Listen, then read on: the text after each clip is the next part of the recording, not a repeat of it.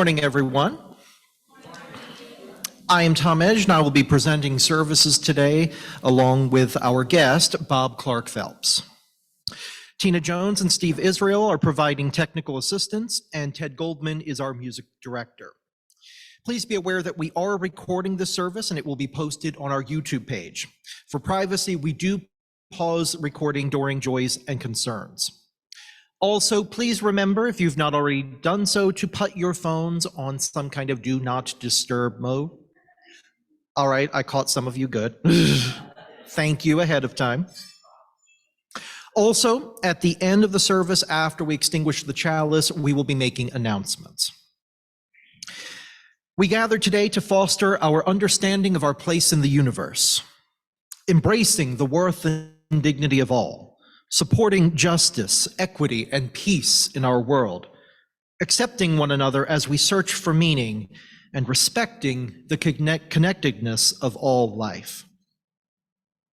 If this is your first service at MVUUC, please note we are a diverse group with varying interests and beliefs, and our services are varied in format, tone, and topic.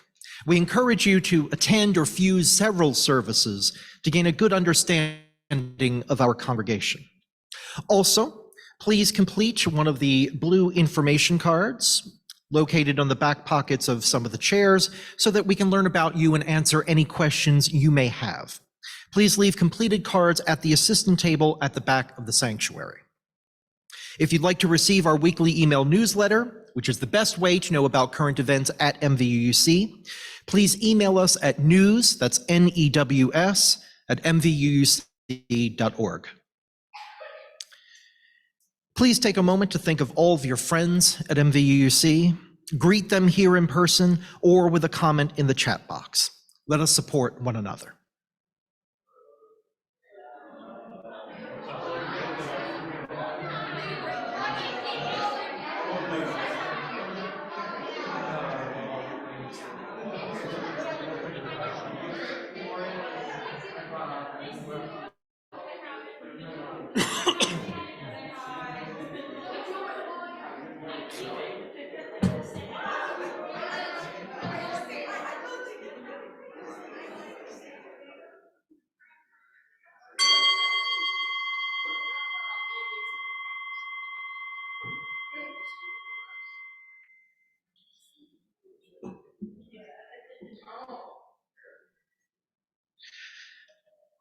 Right.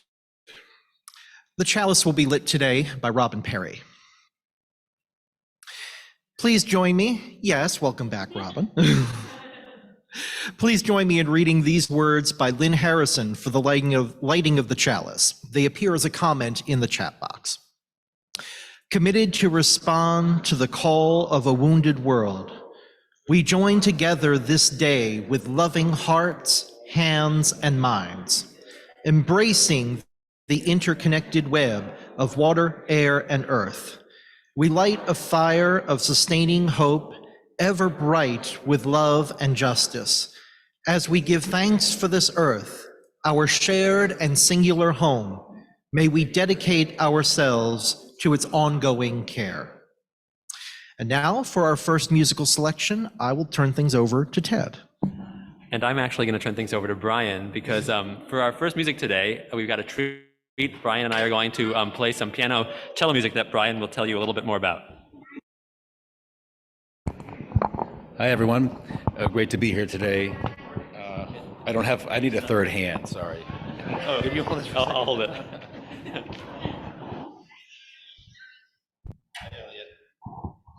So when Ted and I, a few weeks ago, were talking about something to play together for one of these services, I was kind of scratching my head, wondering what to do. And then I thought of something. For many, many years, I've had a kind of interest in the teachings of Armenian Russian mystic and teacher, George Gurdjieff. I don't know if anybody ever heard of this person. Oh, okay, a couple. So, no, okay. Anyway, so there's a lot to say about him. I won't really say much. Maybe I'll say a little bit more later. But he was a person who was from what is now Armenia.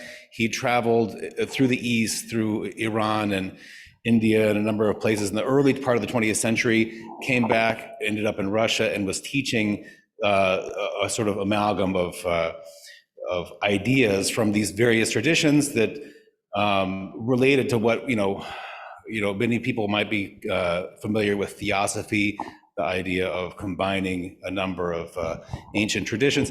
Anyway, I'm already talking for too long. So what I found out was at some point that he wrote some music, actually a number of piano pieces, which I wasn't really familiar with. So I found some on the internet, and Ted and I will play a couple of these for you. I told you traveled in the East. These are called Sayyid chant and dance. Sayyid is a word in Arabic that refers to someone who is directly descended from the Prophet Muhammad, sort of an honorific. So I'll mention one more thing, which is just that the music is only sort of loosely written out. So Brian's adding a lot of embellishments on the cello, and I'm just sort of listening for when he ends up touching back on what's actually written in the music to change what the accompaniment is in the piano. So we're kind of riffing off of each other in that way, which is probably how the music was played when it was notated.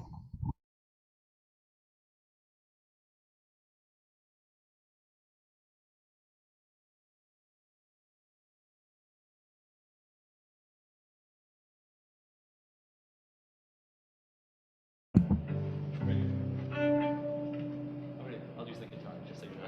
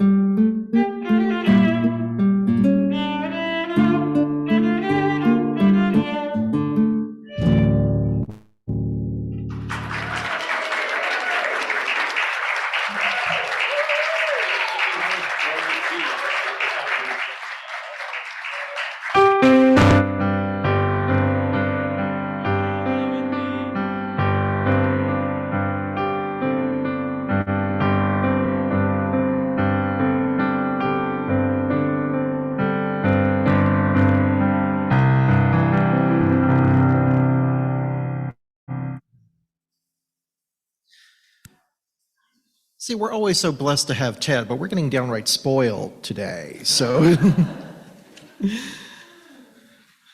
our opening words come from Sweet Home Teacup. May we recognize and abandon the familiar attitudes and practices that do not serve the whole. We are who we are, and we have the opportunity to be who we want to be, to create a new inheritance for the future. May our thoughts, words, and actions in our daily lives assist in dismantling paradigms of oppression and suffering. May we give thanks for our individual place in time and space, to our families and our relationships that touch and change us. May we give thanks to the wise teachers who help us remember how to be and the chance to make it so. Underneath and within these stories and histories is our humanity. Being human means we are of this earth. We are these waters. We are fire and atmosphere. We are the sun and the moon and the stars. We are all that we see, and the wisdom is revealed by looking in between.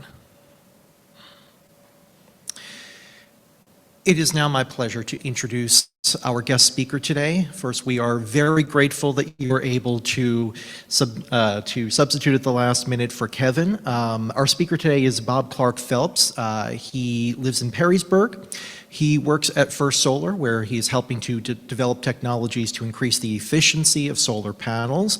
And he is also a strong advocate for policies to help aid our environment. And that is the subject on which he is going to be addressing us today. So, Bob. Thank you very much. Well, it's wonderful to be here. I'd like to thank Kevin McClooney and all of you for this opportunity to speak to you on this beautiful spring morning. This weekend, we celebrate the 53rd anniversary of the first Earth Day. I decided to search for some pictures of that original event, which occurred on April 22nd, 1970. The first thing that's me must be getting really old. Okay, in second grade at the time of this event, but it seems that color photography hadn't ended yet. The second thing that struck me is what a watershed moment it was. The picture of a Girl Scout pulling trash out of the Potomac River, and on the right we see a massive crowd gathered in Philadelphia. According to the Library of Congress, it's estimated that as many as 20 million people took part at tens of thousands of sites around the country. And that outpouring of support led to major pillars of our environmental policy that still keep us safe today. The Clean Air Act, the Clean Water Act, and the EPA. Gaylord Johnson, who spearheaded the first Earth Day, drew his inspiration from the U.S. war in Vietnam. Certainly, a multitude of environmental issues were becoming increasingly obvious to many in the United States, especially those in urban areas suffering from severely degraded air and water quality. A local example, and you can go to the next slide, that shook our region and beyond was a major fire on the Cuyahoga River in 1969. 3 tugboats, there we are, 3 tugboats, 3 buildings, and the ship repair yards were destroyed. Tim Donovan, a young worker at a steel mill, noted that, quote, "The river was a scary little thing. There was a general rule that if you fell in, God forbid, you would go immediately to the hospital," unquote. Fast forward to today, or to 2019, and the EPA declared that after years of cleanup, it was finally safe to eat fish from the Cuyahoga River again. I can't think of a better example of the fact that good policy, enacted into law and implemented faithfully, can allow nature to heal and can create the kind of world we all want for ourselves and for future generations. Our societal tendency to treat the environment like one big dumpster continues to plague us today. But today we face tremendous dual challenges. The climate crisis is less visible than the pollution of the 1960s, but paradoxically, the consequences are ultimately much more severe and could lead to the complete collapse of major ecosystems, mass migration, and human suffering on a scale the civilized world has never previously experienced. You can go to the next slide, please. Most of us have probably learned that our Earth is surrounded by an atmosphere and that some gases in this atmosphere trap heat radiated from the Earth's surface and re-radiate that heat back toward the Earth. We call these greenhouse gases, and they include carbon dioxide, or CO2, water vapor, and methane, or natural gas. This is a natural effect, and throughout human history, it has kept the Earth's climate habitable. The chart shows the concentration of carbon dioxide in the atmosphere over the last 16,000 years. For over 10,000 years, the level was relatively stable, and over this time, humans built settlements and developed agriculture. At the time of Jesus, world population was likely a few hundred million, about the population of the US today. Over time, the population increased, and cities were founded on coasts and major rivers, and they grew much larger. Finally, the Industrial Revolution led to widespread use of fossil fuels to power economic growth. World population reached 1 billion in the 1820s, 2 billion in the 1930s, and is rapidly approaching 8 billion today. We see from the chart that the level of CO2 in the atmosphere simply exploded. In a geological blink of the eye, we have raised the CO2 level higher than it has been for the last 3 million years. The last time carbon dioxide was at current levels, the Earth was so warm that the sea level was 50 to 80 feet higher than it is today. Now, the Earth is vast, and it can respond to this change in CO2 only so fast. Every year, the melting of our massive glaciers and ice sheets continues. Every year, the oceans get warmer and they expand in volume. Currently, sea level rises another inch roughly every 5.5 years. Miami is already elevating their roads, and they're installing pumps to push high tide floodwaters back out into the ocean.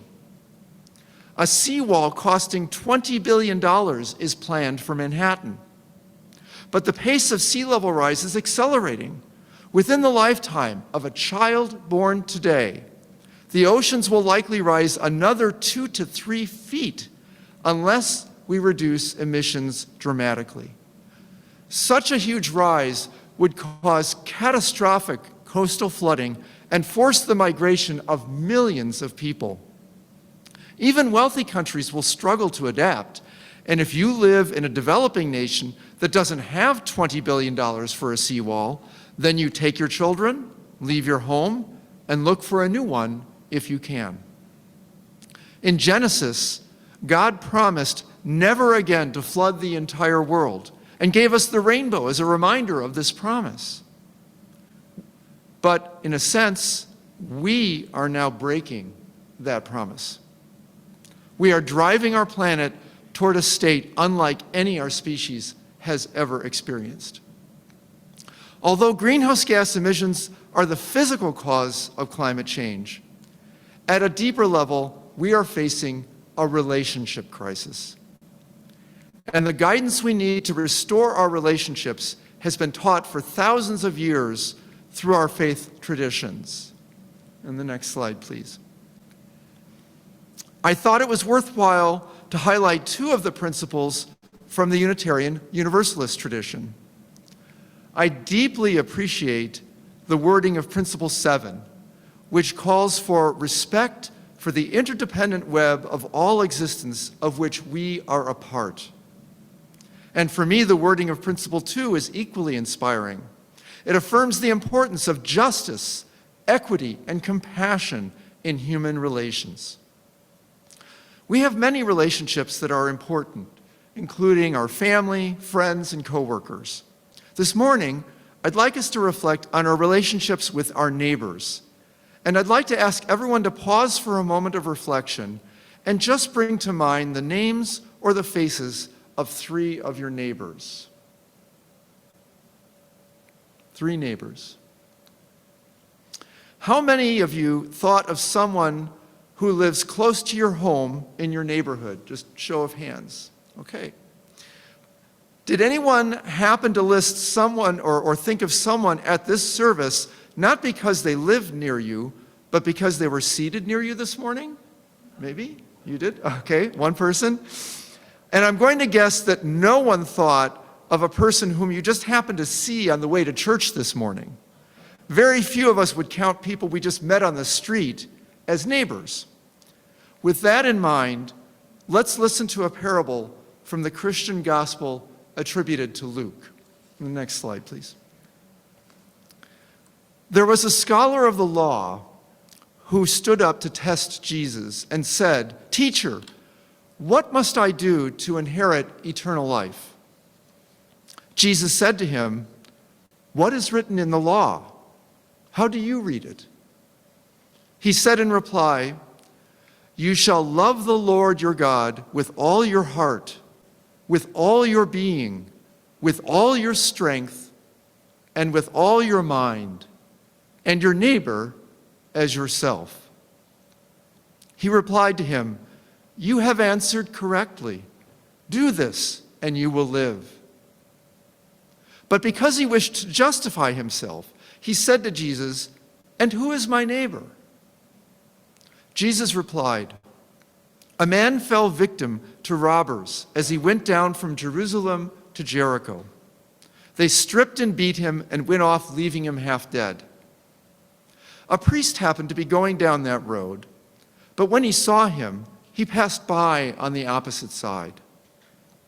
Likewise, a Levite came to the place, and when he saw him, he passed by on the opposite side. But a Samaritan traveler who came upon him was moved with compassion at the sight. He approached the victim, poured oil and wine over his wounds, and bandaged them. Then he lifted him up on his own animal, took him to an inn, and cared for him. The next day he took out 2 silver coins and gave them to the innkeeper with the instruction, 'Take care of him. If you spend more than what I have given you, I shall repay you on my way back.' Which of these 3, in your opinion, was neighbor to the robber's victim?" He answered, "The one who treated him with mercy." He answered. Jesus said to him, "Go and do likewise." Often, reflections on this parable highlight the ethnicity or the cultural and religious prestige of the priest and the Levite, in contrast to those of the Samaritan. We presume Jesus is speaking to a Jewish audience. If so, they would have seen the first 2 as fellow Jews and worthy of respect based on their status in the hierarchy. Conversely, they would have viewed the Samaritan as an other, someone to be despised or even as an enemy. So, of course, to see the priest and the Levite leave the victim half dead by the side of the road, while the Samaritan saves him and nurses him back to health, would have been shocking to Jesus' listeners. But it's also striking, I think, that Jesus asks us which of the 3 was neighbor to the victim. One source I found says the Greek word in Luke, usually translated as neighbor, is better translated as one who is near. Even more interesting, some sources say Jesus' question, which of the 3 was neighbor, is better translated as which one seems to have become near the victim or proved to be a neighbor. The latter translation does seem to fit the story. Jesus has described two travelers, strangers to each other, who meet on the road in a moment of crisis. They had never met before, but the Samaritan reached out to the victim through his acts of compassion. He became a neighbor by caring and, crucially, by taking action. The Samaritan and the robber's victim met on the road to Jericho. In our complex world, we are now meeting everyone on earth through the common good of our shared atmosphere. All the statistics of millions and billions sometimes obscure the fact that we are talking about real people. So I'd like to introduce you to a young girl who will help us to understand the severe challenges so many of our fellow human beings are facing. Next slide, please.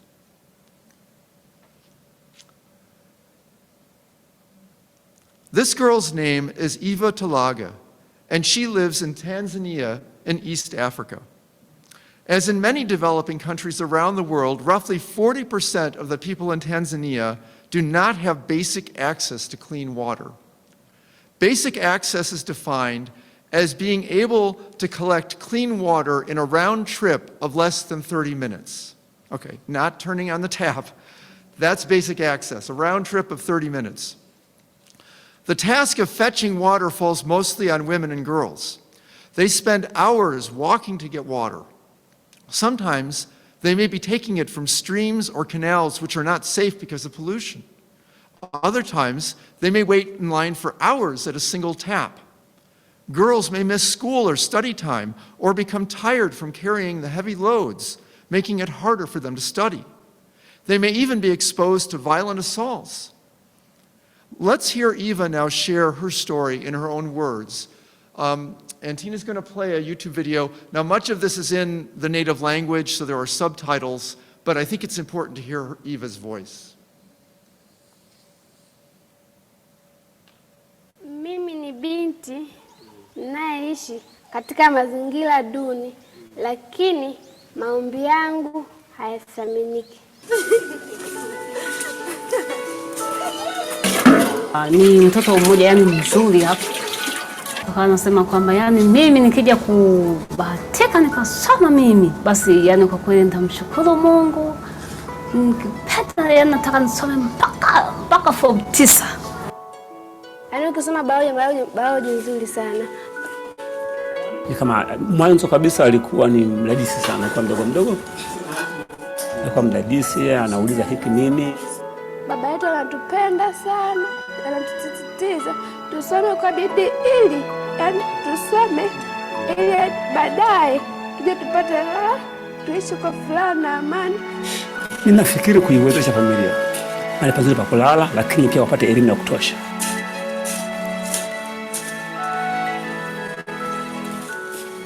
Yaani anajituma kwa ajili ya familia yetu, lakini tunavyoona anajituma. Nilitarajia kwamba Eva awe na uwezo, lakini sasa shida inayokuja ni kwamba kutokana na mazingira tunayoishi,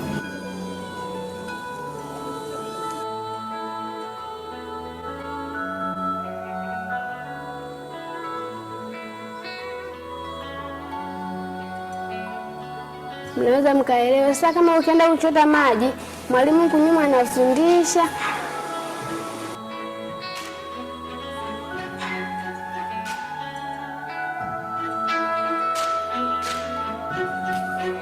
hali hapa kijijini kwetu kuhusu maji ni tatizo sana.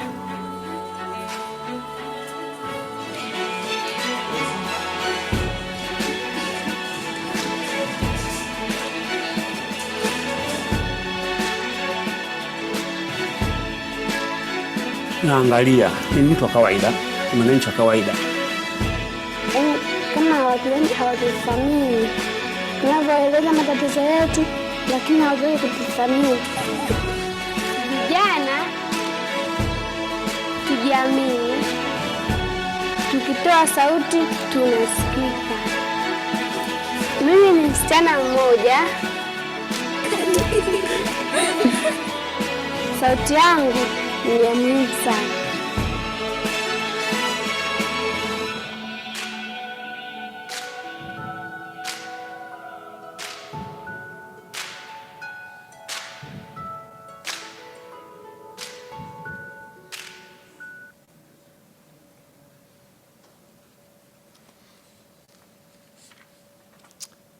So how are girls like Eva being affected by climate change? Simply put, it is a disaster and it's getting worse. Many regions are facing heat waves and drought, decreasing the flow of rivers and streams, and at the same time increasing the demand for water to irrigate crops. Even here in the US, where money was available to build huge dams to manage water resources, the first ever water shortage for the Colorado River Basin was declared in August of 2021. Other areas are being devastated by flooding, which can damage or contaminate water treatment facilities and spread pollution from toxic waste sites. Salt water from sea level rise is infiltrating fresh water in coastal areas and especially in low-lying island nations. Glaciers are melting, reducing the flow they contribute to rivers in the dry season. So what can we do to become a neighbor to those who will bear the brunt of climate change? How can we live in solidarity with them? Many people are drawn to the idea of reducing their personal carbon footprint. This is a great thing to do, and if you search online, you will quickly find dozens of ideas. Replace your old bulbs with LED lighting, eat lower on the food chain, weather strip your house. But it's important to realize that much of our so-called footprint is systemic in nature. I wouldn't need a car for all my errands if there were a public transportation system, but my city doesn't have one. I could ride a bike in town if there were bike paths for me and my children, but we only have roads shared with drivers in a hurry or cracked and bumpy sidewalks, so it's not safe or it's not pleasant. Our society has been built by burning huge quantities of fossil fuels, and they still provide almost 80% of the energy we use in the United States. How do we fix this quickly? Next slide, please. First, let's understand what needs to be done. This slide plots the emissions of carbon dioxide as a function of time. The black line shows the historical emissions starting in the year 2000. We see that emissions have risen significantly even in just the last 20 years. The light blue curve at the very top is a projection of the emissions that are expected if governments around the world make no further changes in their policies. This projection shows emissions peaking in approximately 2050 and slowly declining in the following decades. The models of global warming predict that this emissions pathway would result in a global average temperature increase of about 2.7 degrees Celsius or almost 5 degrees Fahrenheit by 2100. Even though this change in temperature sounds small, it would actually be quite devastating. We have already seen extended drought, massive wildfires, record-shattering rainfall events, and deadly heat waves at our current level of warming, which is only 1.2 degrees Celsius or over 2 degrees Fahrenheit. To preserve a livable world for everyone, we need to start reducing our emissions as soon as possible and get them down by 50% within the next 10 to 20 years, as shown by the orange and light green curves in the graph. At 2 degrees Celsius of warming, an additional 480 million people would be exposed to water scarcity because of climate change. Another 480 million people in Eva's situation. But if we can keep warming to only 1.5 degrees Celsius, we can cut that number in half to 240 million people. So yes, it's true that many people will suffer, even in the best case scenario available to us at this point. But by taking decisive action now, we can save many more people, equivalent to nearly the entire US population, from sliding into that level of misery. Another way of seeing the urgency is to consider coral reefs. They are one of the canaries in the coal mine for climate change. If we continue with current policies, it's highly likely that almost all coral species will become extinct by 2100 because of repeated bleaching. But by taking action to reduce our emissions, it is estimated that between 10 and 30% of coral species might be able to survive. When we reflect on the fact that roughly 25% of all marine life spends some part of its life cycle in coral reefs, and that the fish nurtured in coral reefs are a significant source of protein for over 1 billion people around the world, we can understand how critical it is that we save these beautiful but vulnerable ecosystems. Though it might seem daunting to cut our emissions in half within 10 to 20 years, there is actually a simple but powerful policy available to us which can meet this goal. And you can go to the next slide, please. This policy is called carbon fee and dividend. It places a fee on the emissions from burning fossil fuels. The fee starts out small, but it increases every year to drive emissions down. This provides a uniform, transparent, predictable incentive for both businesses and consumers to reduce their carbon footprint. Seeing this fee, businesses will invest in alternatives to fossil fuels and will compete with one another to deploy existing solutions and to develop even better ones. Consumers will, at least initially, see costs increase on goods with a significant carbon footprint. But two things protect them from being harmed economically. First, almost all the revenue from the carbon fee is immediately distributed back to all households on an equal share basis. It turns out that 85% of all households will at least break even, and most lower income households will actually get more back from the dividend than they would pay in the price increases. Second, businesses will be working constantly to reduce the carbon footprint of their products. For example, utilities generating electricity will replace coal and gas-fired power plants with renewable sources and/or nuclear power. As they do that, the exposure that they and their customers have to the carbon fee will go down. How do we get this policy enacted? And next slide, please. I volunteer for a nonpartisan grassroots group called Citizens Climate Lobby. We have over 200,000 supporters across the United States and are also active in dozens of other countries. It's easy for you to add your voice to our efforts, even with simple actions like sending an email or a text message or making a phone call to your congressional representatives. Currently, we are working to get the Bowling Green City Council to endorse the carbon fee and dividend policy that I've described to you. And in fact, some of my fellow volunteers are at Grounds for Thought today collecting signatures on a petition specifically asking the council to take that action. Each person adding their support brings us closer to life-saving climate solutions. We are also working on bills to maintain healthy forests and to streamline the permitting of new energy infrastructure. If your congregation chose to do so after appropriate discussion and discernment, your community could also endorse policies to combat climate change. These endorsements carry significant weight with our members of Congress. I would be happy to meet with you at a later date to discuss any of these ideas. Next slide, please. I'd like to close with these pictures to remind us of the people who are depending on us to protect their families and their way of life. People like Eva in Tanzania and subsistence farmers in Guatemala.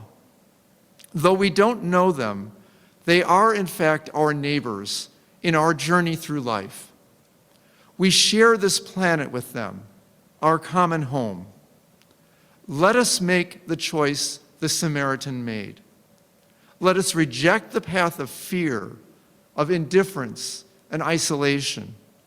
Let us choose the path of mercy, compassion, and solidarity. I thank you very much for inviting me to join you today and to become your neighbor. Thank you. Thank you.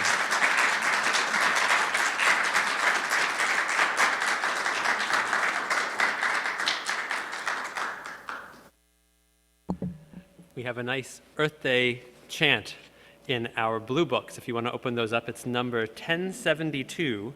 It's called The Earth is Our, or 1073, sorry. 1073. I think it says 1072 in here, but it's the blue book. It's the spiral-bound one.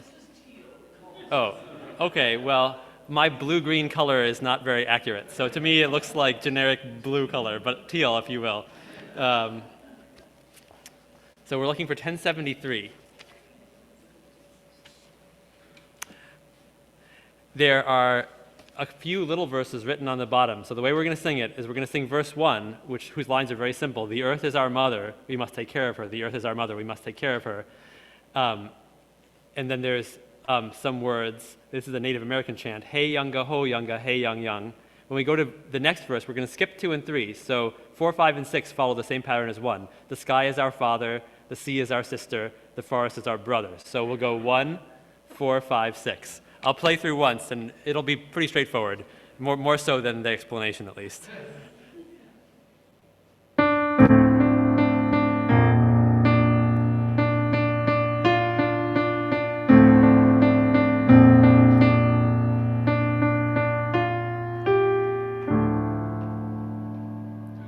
The earth is our mother, we must take care of her. The earth is our mother, we must take care of her.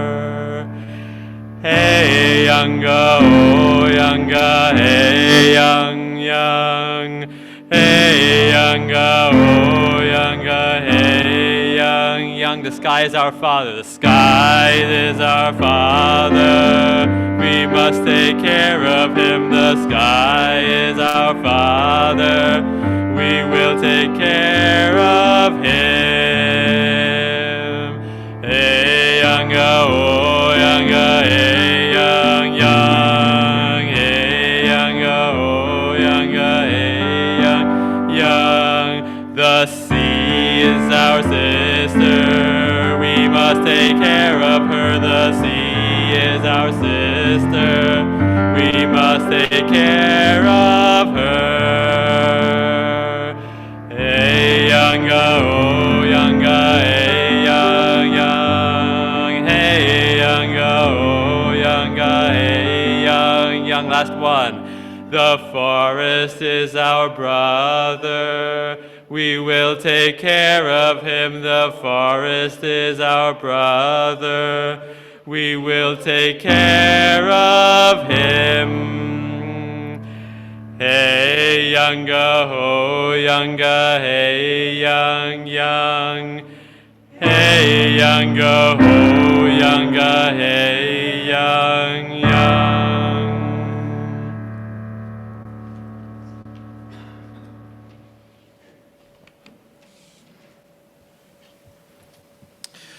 Well, we're going to very briefly address the UU principal connection because I think Bob already did a wonderful job covering most bases on that. I do want to add that in addition to what he highlighted in terms of our commitment to social justice and of course the interconnected web of all existence is our embrace of the free and responsible search for truth. One in which we celebrate and listen to the teachings of science. That at a time when scientists who are exploring this are increasingly under attack and amidst efforts to undermine what the scientific community has been saying for decades, I'm proud to be part of a faith that encourages us to listen to the experts on this and to act in accordance with their teachings. Now, we pass our offertory basket. Visitors, we welcome you to donate cash or via our PayPal link using the QR code in the basket. Please note that what predominantly supports MVUUC are annual pledges by our members or friends. The yellow cards located in the pockets on the back of the chairs are used to indicate the support and can be placed in the offertory basket. We encourage anyone that believes in our mission to consider becoming a member and to pledge support. Very important this time of year.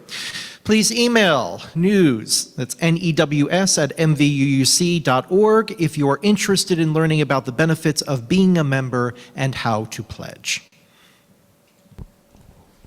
Okay, before we play the next song, which is another Saeed dance and chant and dance, sorry, I'll say a little bit about the philosophy of Gurdjieff. So some elements will be familiar, as I mentioned, theosophy, but also from ideas of mindfulness, which is very popular today. So Gurdjieff's basic philosophy states that we as people are not as awake as we should be, and we can develop a sense of being awake through what he calls intentional suffering and conscious labors. That means when we are dealing with some difficult situation or doing any task that we are as awake as possible and in a specific way. That means that we remember ourselves. We can say to ourselves, I am here, and keep that knowledge in our consciousness while we're doing any particular task. Not as easy as you might think. And then on top of that, there's a specific way that we are conscious of ourselves, and that is in 3 centers simultaneously: the thinking center, the moving or instinctual center, and the emotional center. So once we are able to be conscious of ourselves in a basic way to say, I am here, then we can be conscious specifically of these 3 centers in the mind or spirit that are working simultaneously. And then another part of it, I won't go on too long, is that human beings are not born with a soul, but we develop them. Wait, I just said that, didn't I? I didn't say that. Okay. So we're not born with a soul, but through these intentional sufferings and conscious labors, we develop that soul. So it's a process of soul creation. And there's also a very complicated and sometimes bizarre cosmology that goes along with this, that through which we achieve immortality. But a lot of it is very practical, and just the idea of developing a kind of greater awareness of ourselves all the time. And so here's another one of these Saeed chant and dances.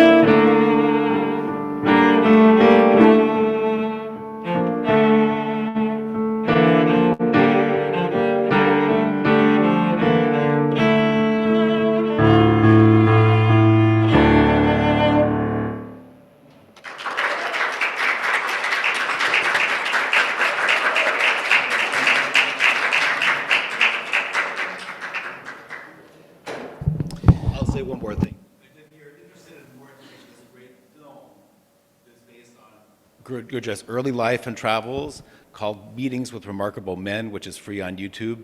And at the end, you can see that he discovers this sort of hidden monastery somewhere in the mountains where he learns some of these ideas, and you'll see these kind of temple dances that he created that are meant to encourage greater awareness and consciousness. And here's some of the similar kinds of music. Yes? Can we sign you up to give a program on all of this Sunday morning? Okay, I can talk about it more. I'd be happy to do that. I've never, this has been just a personal interest of mine. I've never sort of like they actually have groups. There's a Gurdjieff group in Toledo and in Cleveland, and I've never participated in either of the things, although I would like to, but. I think it would make a wonderful subject for one of our services to explore. Sure, I'd be happy to.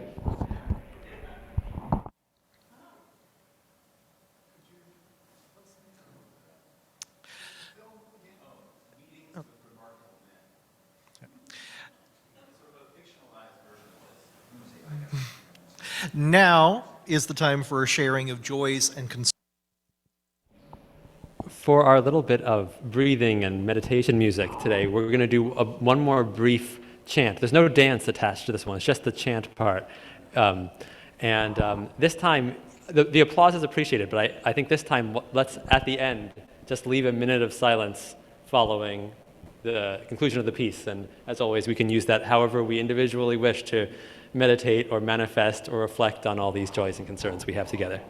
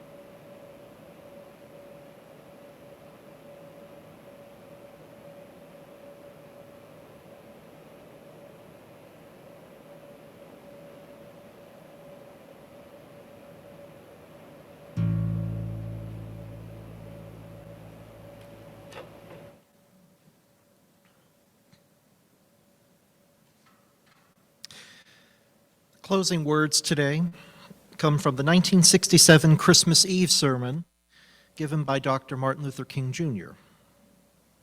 He said, "It really boils down to this, that all life is interrelated. We are all caught in an inescapable network of mutuality, tied into a single garment of destiny. Whatever affects one directly affects all indirectly." Now, please join me in the words for extinguishing the chalice. As we extinguish this chalice, may we find in each waking day scores of blessings and opportunities for positive change.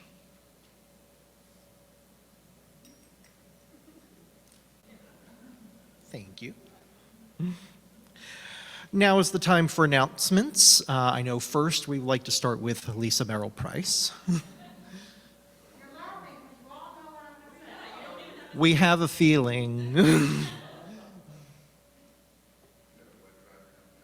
There is, in fact, a blood drive coming up. God, Charlie, how could you know? Yes, blood drive this Saturday, the 29th, 8:30 to 2. Tell everybody, tell your friends, tell your coworkers, tell your family. Make it a challenge. Who can donate the fastest? Bob and I do that. I win. So I would appreciate it, because we need blood, because even if there wasn't a shortage, which there is, so many people need it. Mothers, new mothers, they need it. Cancer patients, they need it. Car accidents, everybody needs blood, and everybody has blood, so there shouldn't be a shortage. So that's what I'm saying. I did also want to say, in addition to that, thank you to Megan, who has been getting the garden together. We really appreciate it. The garden is wonderful, and I would hate to see it go away, so really appreciate that. I think she needed recognition. So we're helping with that next Saturday after the blood drive and Sunday? That's going to be one of That's her announcement. Yes, David. That's coming.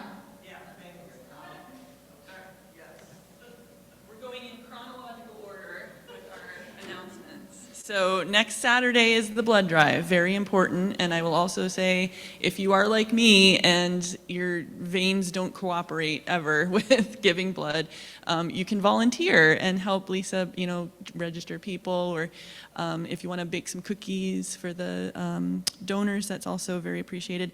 I will get to the garden in a second, but before I do, I want to just remind everybody that we are in pledge campaign season right now. Yay, pledge campaign.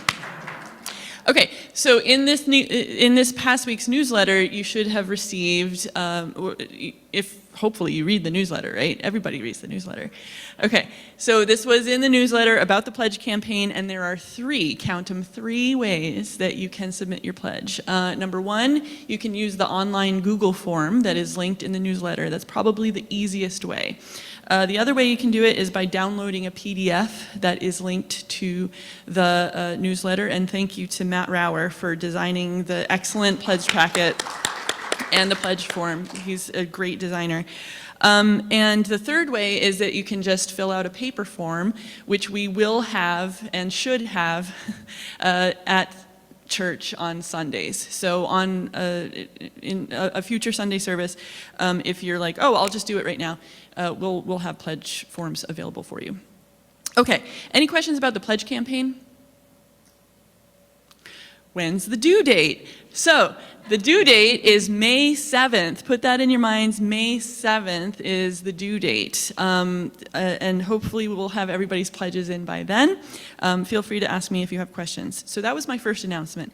Yes? When's the congregational meeting? That's my third announcement. Okay, so moving on. All right, so I talked about pledge campaign. Second, the playset and garden setup is next Sunday, April 30th. I've been probably annoying the board by saying we should call it a service Sunday instead of a Sunday service. It's a service Sunday. Yes, so next week is service Sunday. Playset setup, Patricia's going to be heading that up, and they're actually going to be helping to sort the pieces of the playset on Saturday afternoon, I believe, after the blood drive, so like starting around 3 o'clock. And then if you don't feel moved to help with the playset, you can help with the garden. So there's plenty of weeds for everyone. And if you feel like pulling a few weeds, that would be much appreciated. I also have to give a shout out to Hannah Maccabee, who helped me with the garden yesterday, and Eli and Aubrey were also very, very good helpers. So garden and playset next week for Service Sunday. And finally, last of my announcements is the congregational meeting will now take place on May 21st. May 21st. That is when we will vote on the new budget, and that's when we will vote on election of new positions to the board, the executive committee, whatever you want to call it.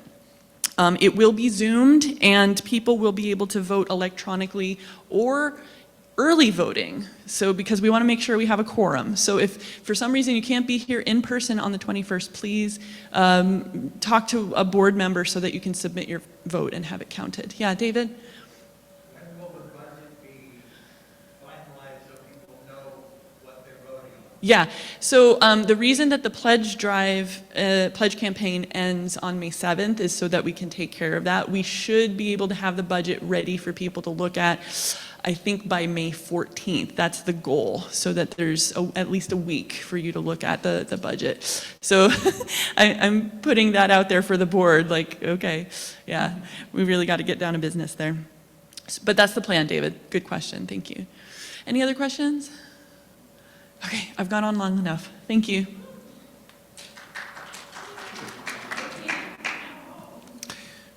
No other announcements? All good online? Perfect. After the closing song, we invite everybody to stay in person for coffee hour. Our closing song today is in your teal books. Hymn 1072, Evening Breeze. Fun fact, I didn't know that I was blue-green colorblind or color weak until Heather kept telling me, no, the clothing is not matching. That's not the same color. So this is number 1072, right? The one right before we did. It's very simple and it's very short, so let's do it 3 times. It simply goes like this. Evening breeze, spirit song, sings to me when the day is done. Mother Earth awakens me with the heartbeat of the sea. Evening breeze, spirit song, sings to me when the day is done. Mother Earth awakens me with the heartbeat of the sea. Last time. Evening breeze, spirit song, sings to me when the day is done. Mother Earth awakens me with the heartbeat of the sea.